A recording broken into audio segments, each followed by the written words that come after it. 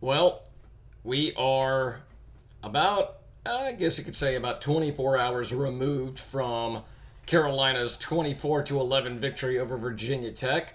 And we said this the other day, this game was going to be a slugfest, and that's exactly what it was.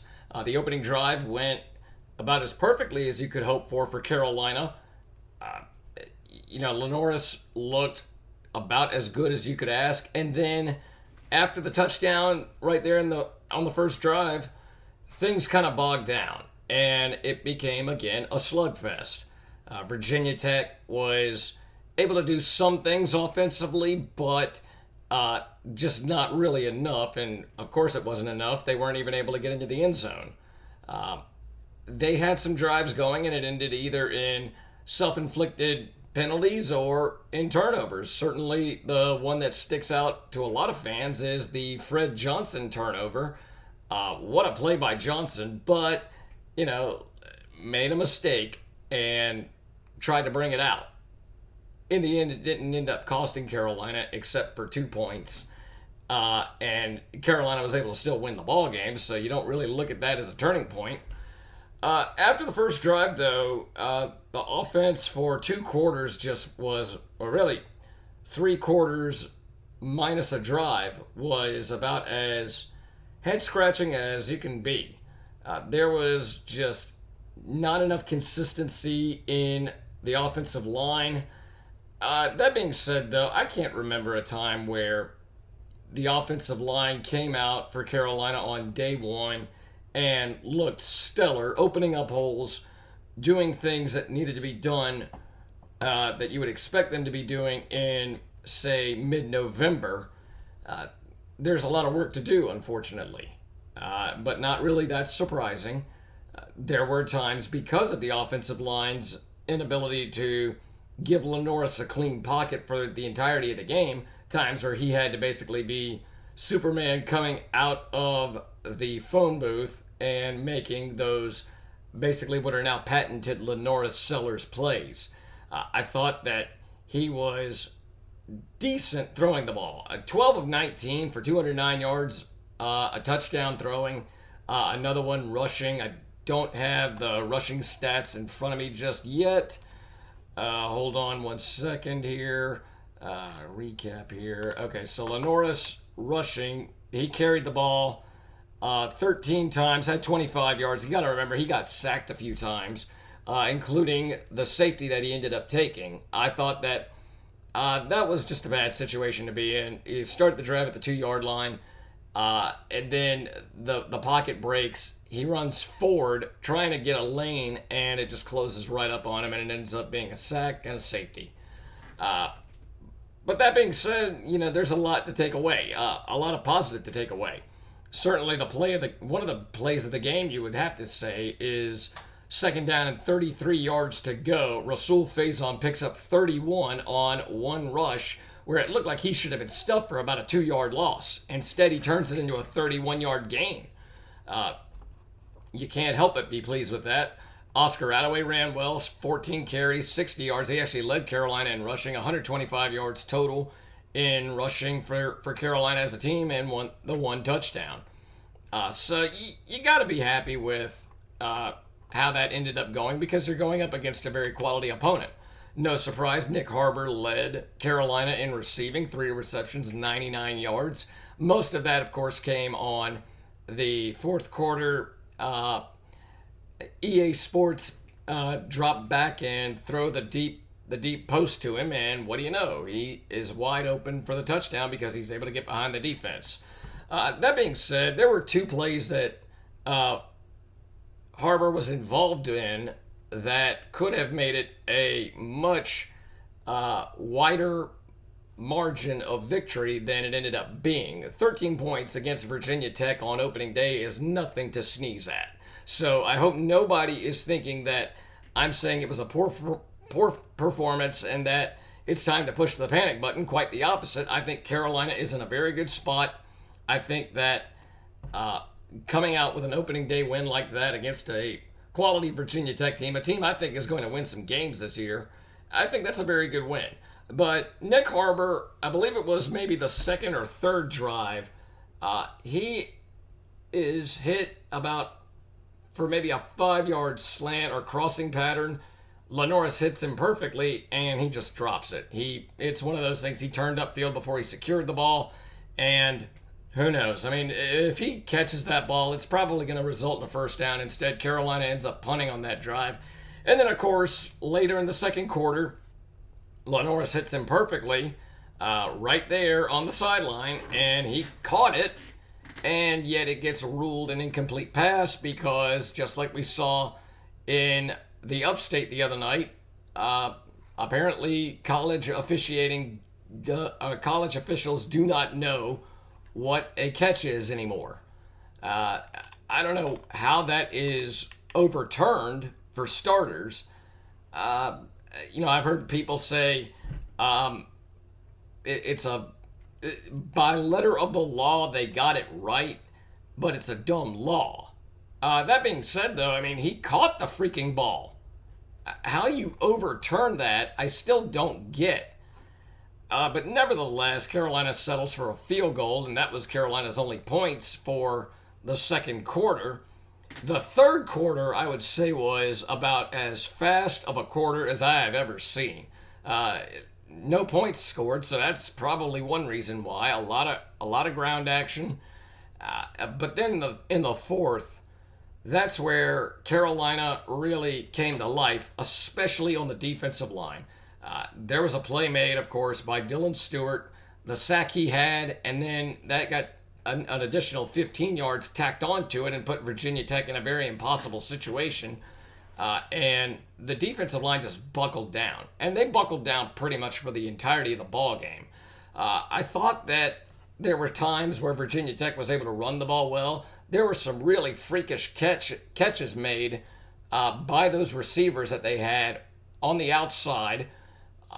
Some one-handers that you just say, wow, that guy just made a great play. It wasn't a case so much of Carolina getting beat badly. I mean, there were times where the receivers dropped some wide open balls and the defenders were beat, but I thought overall Carolina defenders had a good day. The linebackers, I thought, had a pretty good day. Of course, Fred J.R. Johnson had an outstanding game.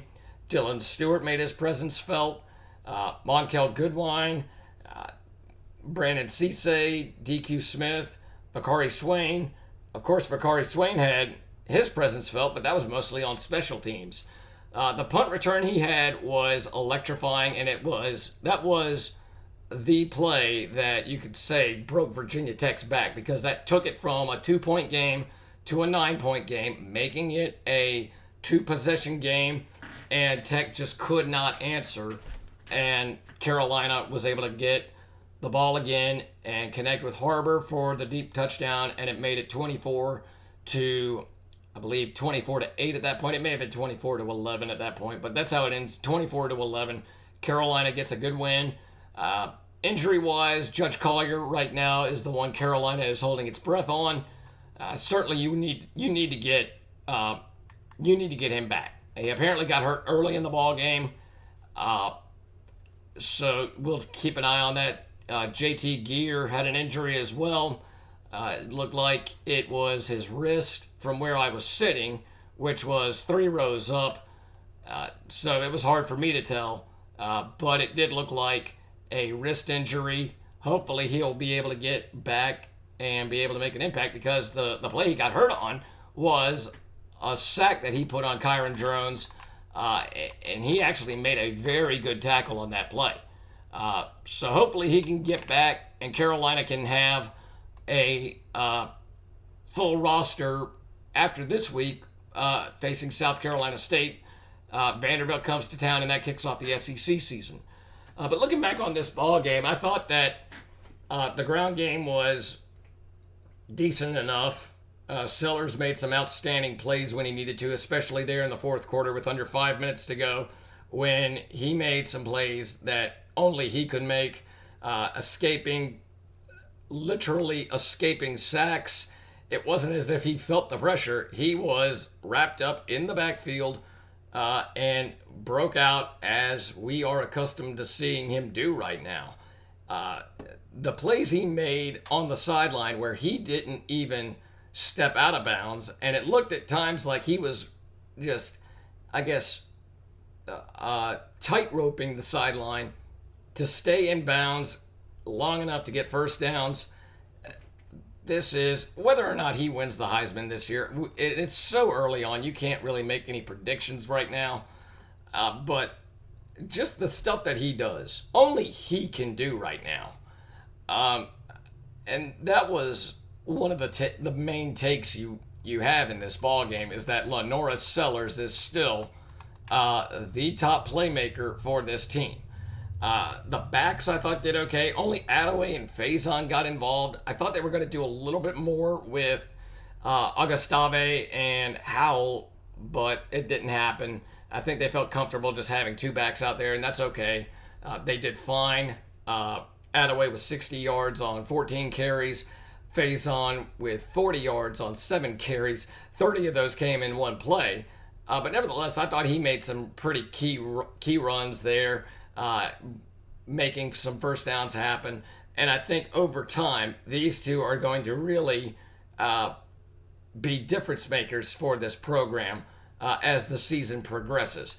One guy that isn't getting so much love that I think should is Brady Hunt. He had a couple of catches that were just these little dink and dank pass plays that ended up being for pretty big gains. I mean, his longest of the day was 20 yards, but it just felt like every time they rolled LaNorris out for just a quick pass to Brady Hunt, no one was there to cover him, and he was able to just turn upfield each time, get first downs, and manage to have a pretty good day. 45 yards on four receptions. So I think that this is somebody that you're going to see a lot in this offense being utilized. Donovan Murph had a catch for 21 yards, which kept the drive alive. Michael Smith had one catch for 7 yards. Don't expect him to have games with just one catch for too much longer. Mo Brown had a catch, so they got guys involved. 6 guys each had a catch in this ball game, including Attaway, who had 2. But obviously, in the receiving game, the big story again, Nick Harbor. And as I've said before, and there were a couple of those catches that Harbor made, his frame is what made the play happen. Not just his speed, but the fact that he is as big as he is and that he can kind of bulldoze a guy just the same way LaNorris can. It doesn't get talked about enough. So that was impressive. Again, the defense, you got to be happy with the effort that they put in.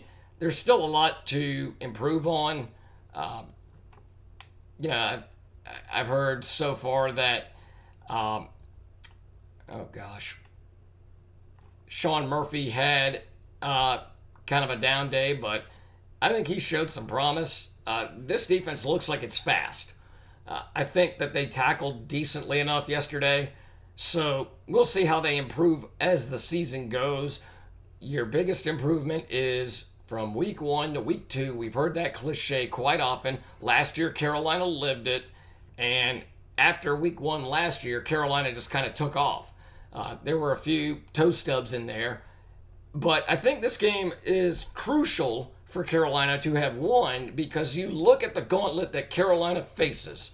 Obviously, this week is the game you want to have LaNorris go out there, do his thing for a half and some change, and then get Luke Doty reps, get Cutter Woods reps, get Aaron Nolan some reps, get your backup running back some reps, get more receivers involved, and enjoy the marching 101 at halftime. Call it a day, go in and watch the highlights from Oklahoma and Michigan. This is going to be a week that you want to use to kind of just see what you can get right, kind of just see what you are doing a little bit better. This is more of a game coming up against South Carolina State that you just take what you had against Virginia Tech, you see what you can clean up a little bit, and be ready for Vandy the following week. Now, you don't want to take South Carolina State for granted, no doubt, but at the same time, if you go out there, handle your business, as we know Carolina is capable of, then it should be a game that Carolina wins comfortably. So we shall see. Time will tell. Overall, very happy with the result of week one. Hopefully, these guys who came off, especially Judge Collier, need him to get back and get healthy. Don't know if we'll have Travian Robertson back this week. Not expecting to, and wouldn't be surprised if he's out for another week before he's back on the sidelines coaching.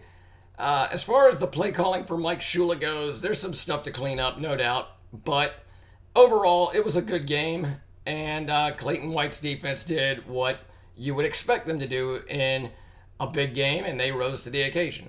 2 turnovers, not allowing Virginia Tech a touchdown, and only giving up 9 total points. I guess you could credit 11 to the defense, because if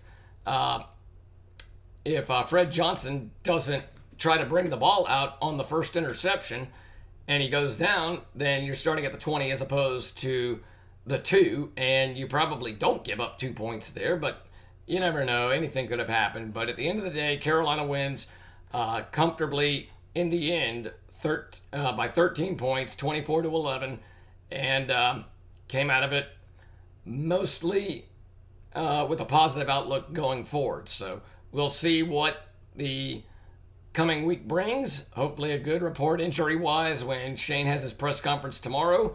We'll hear more, and we will break down South Carolina State next time we speak.